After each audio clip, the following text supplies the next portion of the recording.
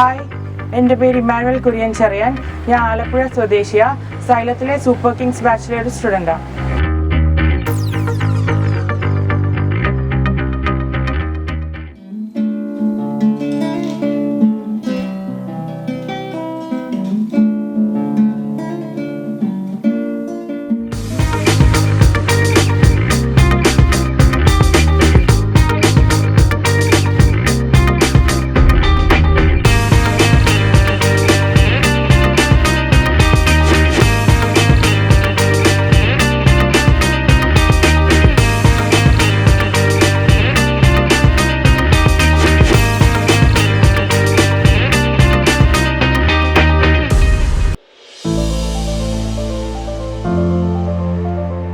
ഞാനൊരു ദിവസം എൻ്റെ സബ്ജക്ട്സിൻ്റെ ഒരു സമയം വെക്കാറില്ല. പക്ഷേ എൻ്റെ സബ്ജക്റ്റിൻ്റെ കണ്ടൻറ്റ് എപ്പോഴാണോ തീരുന്നത് ഞാൻ അത്രയും നേരം പഠിക്കും. മേ ബി ഒരു 10, 11 അല്ലെങ്കിൽ മാക്സിമം ഒരു 12. എൻ്റെ വേക്കപ്പ് ടൈം ഒരു 7:30. പക്ഷേ അന്നന്ന് പഠിപ്പിക്കുന്ന സബ്ജക്ട്സ് ഞാൻ അന്നന്ന് പഠിക്കും.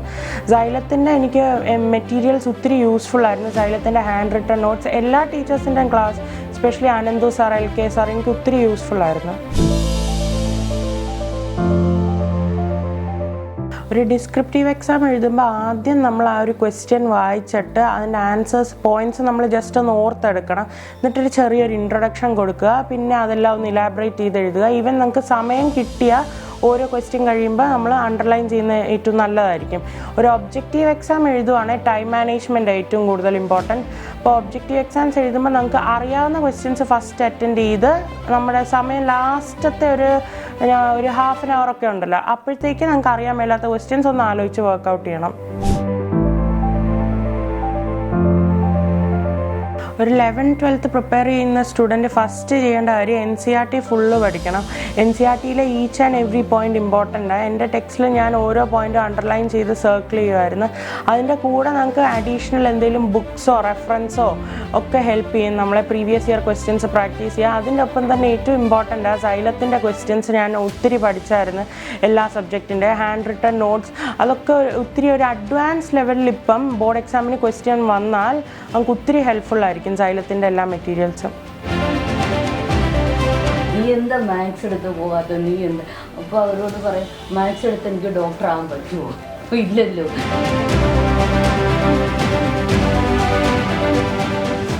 എൻ്റെ ഒരു ഫ്രണ്ട് ഉണ്ടായിരുന്നു, ഇന്ദു എന്നാ പേര്. പുള്ളിക്കാരി ടീച്ചറാണ് തിരുവമ്പാടി സ്കൂളിൽ +2. അപ്പം പുള്ളിക്കാരിയുടെ മോള് ഇങ്ങനെ സൈലത്തിൽ ചേർന്നു എന്നൊക്കെ പറഞ്ഞു. അപ്പം ഞാൻ ചോദിച്ചൊരു എൻട്രൻസ് കോച്ചിങ് ഏതാ, ഒന്ന് നമുക്ക് സ്കൂളിലേയും കൂടെ ഒന്ന് പഠിക്കാൻ പറ്റുന്നതാണ്. അപ്പോൾ പറഞ്ഞു ഇങ്ങനെ സൈലം ഉണ്ടെന്ന് പറഞ്ഞു. അങ്ങനെ ഞങ്ങൾ കോണ്ടാക്ട് ചെയ്തു. അപ്പോൾ അനന്തു സാറിനെ കോണ്ടാക്ട് ചെയ്തു, പിന്നെ അഖിൽ സാറിന് വന്ന ആൾ കോണ്ടാക്ട് ചെയ്ത് അങ്ങനെ ഞങ്ങൾ അവിടെ ജോയിൻ ചെയ്ത്. ഓൺലൈനായിട്ടായിരുന്നു ഞങ്ങൾ ജോയിൻ ചെയ്ത് പഠിച്ചത്. അപ്പോൾ മോനത് ഒത്തിരി ഹെൽപ്പ് ചെയ്തു. ഓരോ ക്വസ്റ്റ്യൻ വർക്കൗട്ട് ചെയ്യാനും ഫിസിക്സ്, കെമിസ്ട്രി അതുപോലെ പല ക്വസ്റ്റ്യൻസ് നോക്കാനും അങ്ങനെയൊക്കെ ഒത്തിരി വർക്കൗട്ട് ചെയ്യാനും സാധിച്ചു.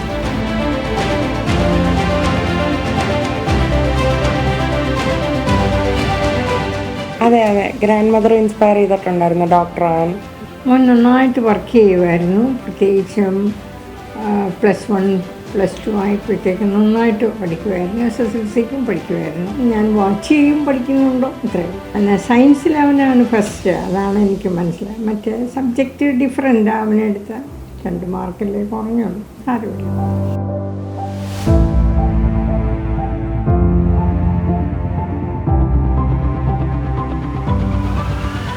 +2ലും നീറ്റിലൊക്കെ നിങ്ങൾക്കൊരു നല്ല റാങ്കാണ് ആഗ്രഹമെങ്കിൽ നിങ്ങൾ പഠിക്കുന്ന ബുക്ക് ഏകദേശം ഇതുപോലെ ഇരിക്കും.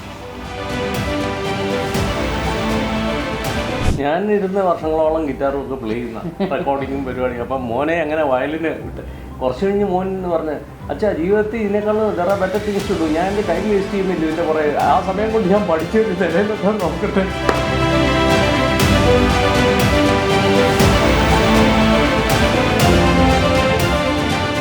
മോൻ നല്ലോണം ഹാർഡ് വർക്ക് ചെയ്തിട്ടുണ്ട്. സിസ്റ്റമാറ്റിക്കായിട്ട് ഡെയിലി വർക്ക് ഉണ്ടല്ല, ഒന്നും ലാഗ് ചെയ്ത് നേരത്തെ പിന്നത്തേക്ക് വെച്ചിട്ടില്ല. മോൻ്റെ റിസൾട്ട് അറിഞ്ഞപ്പോൾ ഒത്തിരി സന്തോഷം തോന്നി. കാരണം അവൻ്റെ ഹാർഡ് വർക്കിന് ദൈവം കൊടുത്ത ഒരു ഗിഫ്റ്റായിട്ടാണ് അത് കാണുന്നത്.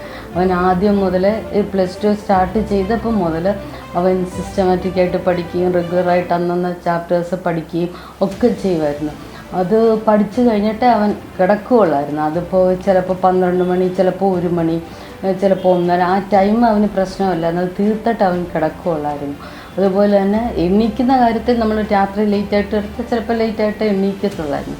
എന്നാലും അതെല്ലാം കവർ ചെയ്യാൻ അവൻ പ്രത്യേകം ശ്രദ്ധിച്ചിരുന്നു. പ്രത്യേകിച്ച് നമ്മുടെ ആ NCERT ടെക്സ്റ്റ് എന്നുള്ളത് അത് ഒത്തിരി ഇമ്പോർട്ടൻസ് അവൻ കൊടുത്തിരുന്നു. ആ ടെക്സ്റ്റ് കംപ്ലീറ്റ് പഠിച്ച് അതിനകത്ത് എക്സസൈസും പഠിച്ചിട്ട് അവൻ വേറെ നമ്മുടെ ഒത്തിരി ക്വസ്റ്റ്യൻസും ഒത്തിരി റെഫറൻസ് ബുക്കൊക്കെ ഉണ്ടായിരുന്നു, അതുമൊക്കെ ചെയ്ത് നോക്കുമായിരുന്നു. അപ്പോൾ അതിലെവിടെയാണ് അവന് മിസ്റ്റേക്ക് വരുന്നത് അവനത് പിന്നത് അവിടെ ഒരു മാർക്ക് ചെയ്തിട്ട് അത് റിപ്പീറ്റ് ചെയ്ത് പിന്നെയും ചെയ്തായിരുന്നു. അതുകൊണ്ട് ഈ വിജയത്തിൽ ഒത്തിരി സന്തോഷമുണ്ട്. Xylem ഞങ്ങളെ ഒത്തിരി ഹെൽപ്പ് ചെയ്തിട്ടുണ്ട്. കാരണം Xylemത്തിൻ്റെ ഓരോ ഹാൻഡ് റിട്ടൺ നോട്ടും അതിനകത്തെ ഓരോ ഇക്വേഷൻസും ഫിസിക്സിൻ്റെ ആണെങ്കിലും കെമിസ്ട്രിയുടെ ഒക്കെ ആണെങ്കിലും അത് നമുക്ക് ഡൗട്ട് വരുന്ന പോർഷൻ അവരുടെ റെക്കോർഡഡ് വീഡിയോ കാണുകയും പിന്നെ അവരുടെ ബുക്ക് എടുത്ത് നമുക്കത് ചെയ്ത് നോക്കുമ്പോൾ നമുക്കത് കിട്ടുകയും ചെയ്യുമായിരുന്നു. അങ്ങനെ CBSEക്ക് നമുക്ക് ആ എക്സാമിൽ അവിടുത്തെ അത് പല ക്വസ്റ്റ്യൻ ചെയ്യാം, ഫിസിക്സിൻ്റെ ഒക്കെ ചെയ്യാം.